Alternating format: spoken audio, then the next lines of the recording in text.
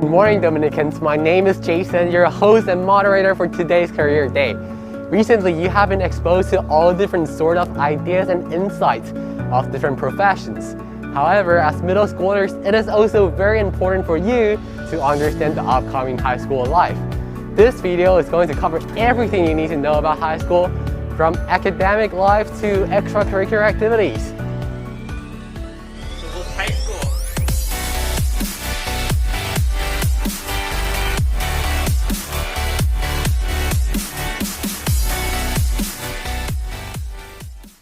Middle school prepares you for high school, and high school prepares you for college, which means that your dream school is going to be looking at your high school achievement, like your GPA and extracurricular activities.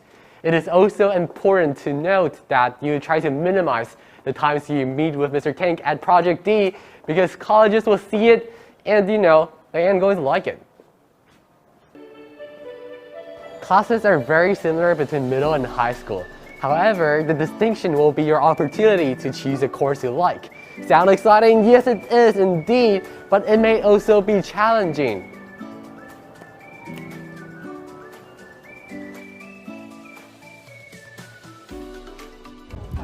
There are two sets of classes students can choose from in their freshman year: foreign language and arts or music.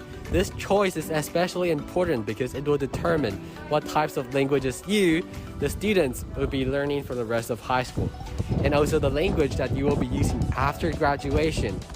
In general, I would personally encourage students to choose the cultures they like. For example, if you visit Japan very often, or really like to watch anime and want to understand what the characters are talking, perhaps you might prefer to go for Japanese. On the other hand, if you hope to work in Spanish-speaking countries after graduation, then Spanish might be the course for you to go. If you don't know how to speak Chinese and really want to know the secrets that your friends are talking about after school, maybe Chinese would be appealing to you. Your foreign languages do affect your future job employment a lot, so make sure you think thoroughly about it and discuss with your parents beforehand. It is important to know that the final decision is still made by you, and no one understands better than yourself. Starting from grade 9, all your grades will be included in your college transcript, which is one of the main influential factors in your college application. Scores starting from grade 9 are calculated using the system called GPA. For people who do not take AP courses, you will have an unweighted GPA out of 4. If you take an AP course, however, you will have a weighted GPA which might be greater than 4. Let's see how GPA is calculated. We categorize all the scores into letter values using this table: A for 95 to 100, A minus for 90 to 94, B plus for 87 to 89, and so on. Each letter score will have a corresponding GPA value out of 4. Different from middle school, the GPA will consider types of subjects. Each major subject will be considered as a 1.0 credit, and each minor subject will be considered as a 0.5 credit. Each AP subject will be considered as a 1.5 credit. When calculating your score into the GPA system, your score of the subject will be weighted with 1.5 or 1.0 or 0.5 credit, which means that AP subjects will have a greater impact on your GPA, followed by major subjects and the least by your minor subjects. Nevertheless, you need to keep in mind that all subjects are important and you should perform well in all of them. You will then take your adjusted GPA value divided by the total amount of credits you have.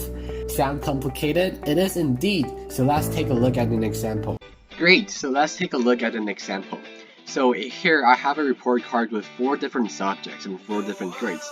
They are 97, 88, 92, and 74. So the first thing we have to do to find the GPA value is to convert these number grades to letter grades. We will use the conversion table on the right side right here. As we can see, the number grade of 97 equals a letter grade of A, and the number grade of 88 equals a letter grade of B+. And you will do the same for the other two.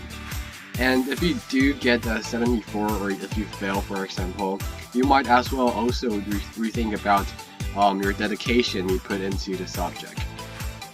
The second step is to convert these letter grades into the corresponding grade points. So we will use the conversion table right here in the right bottom corner. We can see a letter grade of A equals a grade point of 4.0. a letter grade of B plus equals a grade point of 3.3. And a letter grade of A minus equals a grade point of 3.7. And lastly, a letter grade of C equals a grade point of 2.0. And remember that I said the different types of subjects you take affect your GPA. So if you take an AP subject, your score will be weighted with a 1.5 factor. If you take a major subject, as you can see right here, the first two subjects on the report card are major subjects. If you take a major subject, then the credit will be multiplied by a 1.0 credit unit. However, on the other hand, if you take a minor subject, your score will be multiplied by a 0.5 credit unit. So this is where I explained earlier on that minor subject will be weighted less in the GPA value you will receive on your report card. So by multiplying these two numbers together, we will receive 4.0. But if it's a minor subject, we will first have to multiply the grade point you receive with 0.5, and you will receive a final result of 1.85.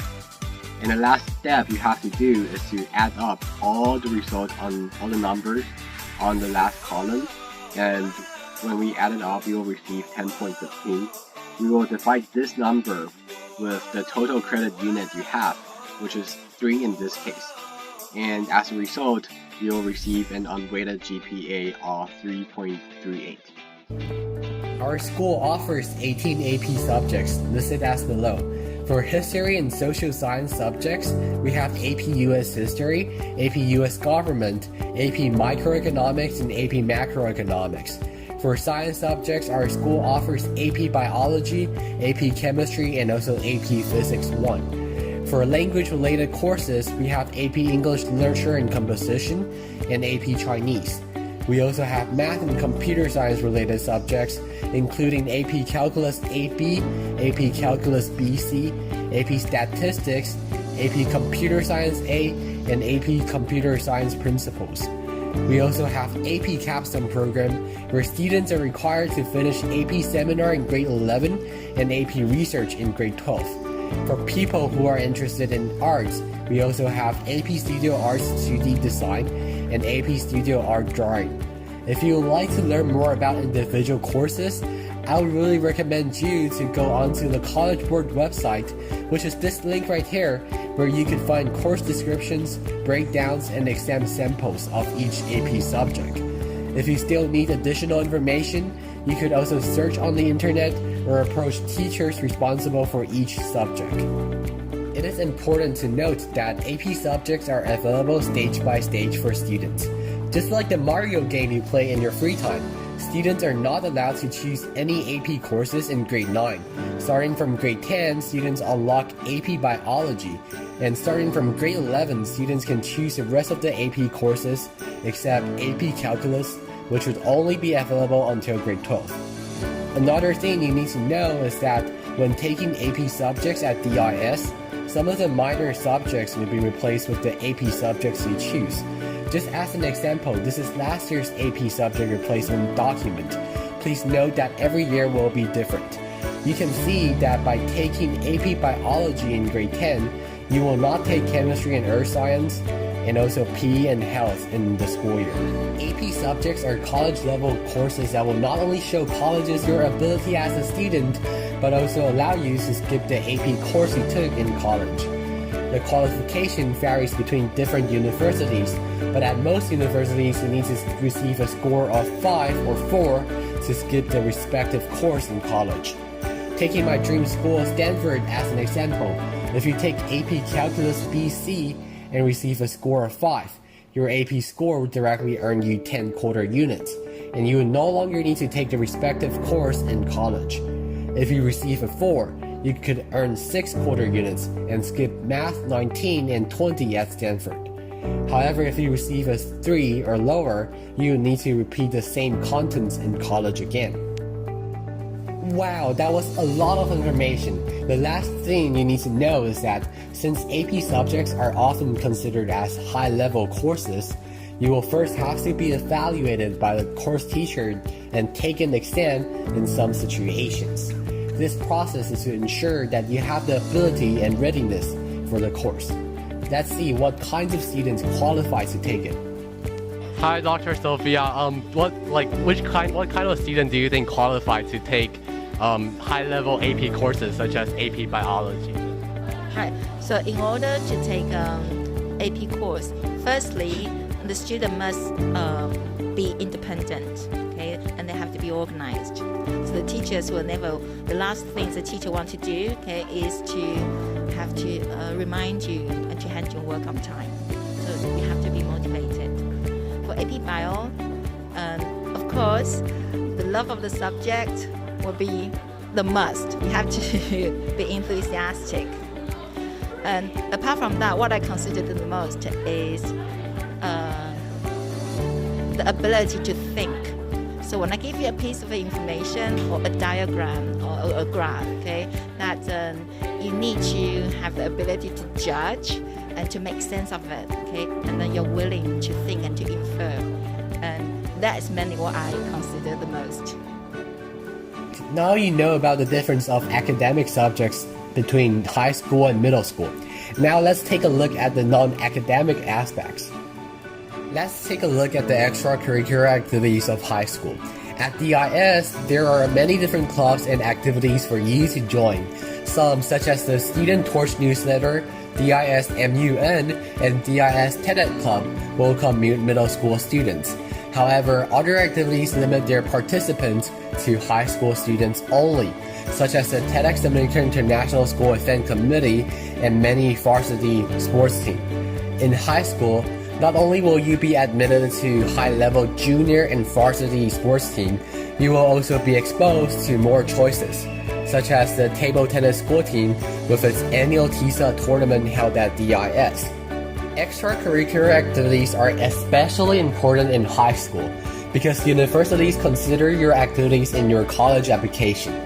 I personally would recommend you to at least join one extracurricular activity to make you compatible in the college application progress. Starting from high school, all students would also need to have a minimum of 25 community service hours per year.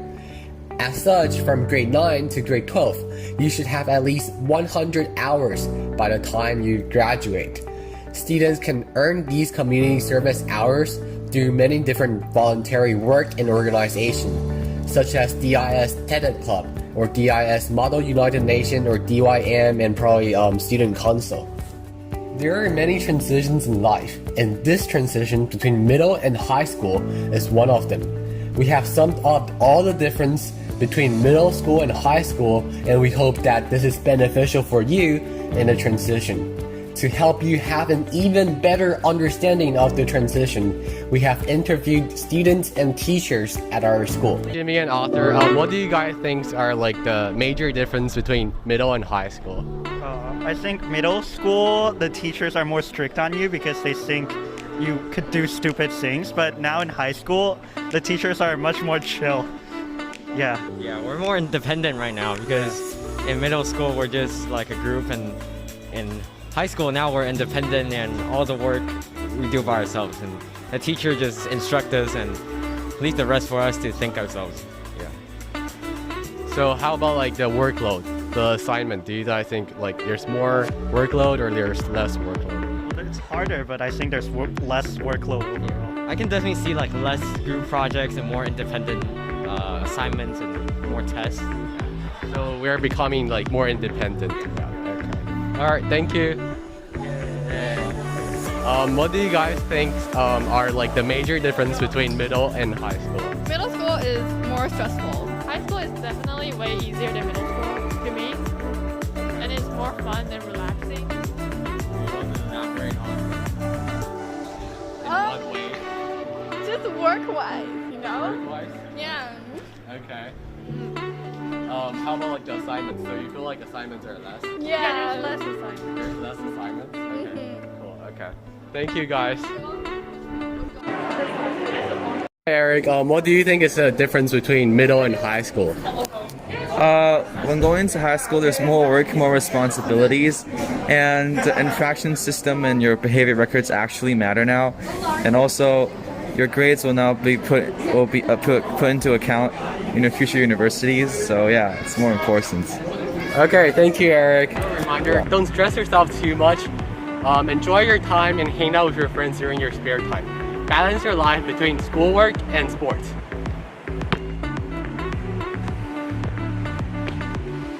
And